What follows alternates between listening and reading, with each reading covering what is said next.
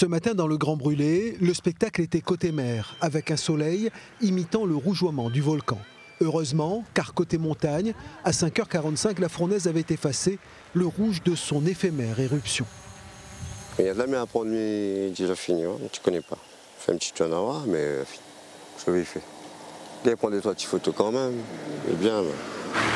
Eux se contenteront des souvenirs voilés de la veille. Avec tous les nuages et le brouillard, en fait, on pouvait pas apercevoir grand-chose. On voyait quand même bien sur la partie haute, on voyait bien les premières coulées. Le ciel de la nuit était en revanche dégagé, mais l'éruption visible de la route des laves était en mode braise de grillade à l'œil nu.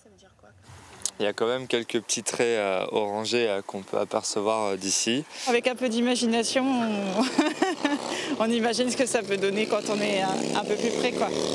Beaucoup d'imagination pour une éruption déjà achevée à ce moment-là.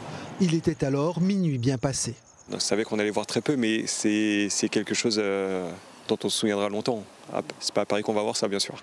Les touristes pays dehors, justement, étaient les plus nombreux hier soir dans le Grand Brûlé. Pour beaucoup, il s'agissait d'une première. Les coulées de lave de nuit comme ça a quand même un côté un peu féerique. On mène pas à l'école? Non. Juste pour voir ça, parce que c'est la première fois à l'y voir.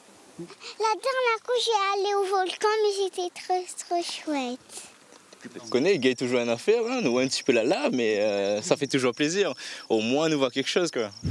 Finalement, c'était de la route des Radis à Bois-Blanc que l'éruption s'appréciait le mieux. Dans le Grand Brûlé, le spectacle était vraiment ailleurs. Les anciennes coulées, magnifiques, sous le projecteur lunaire.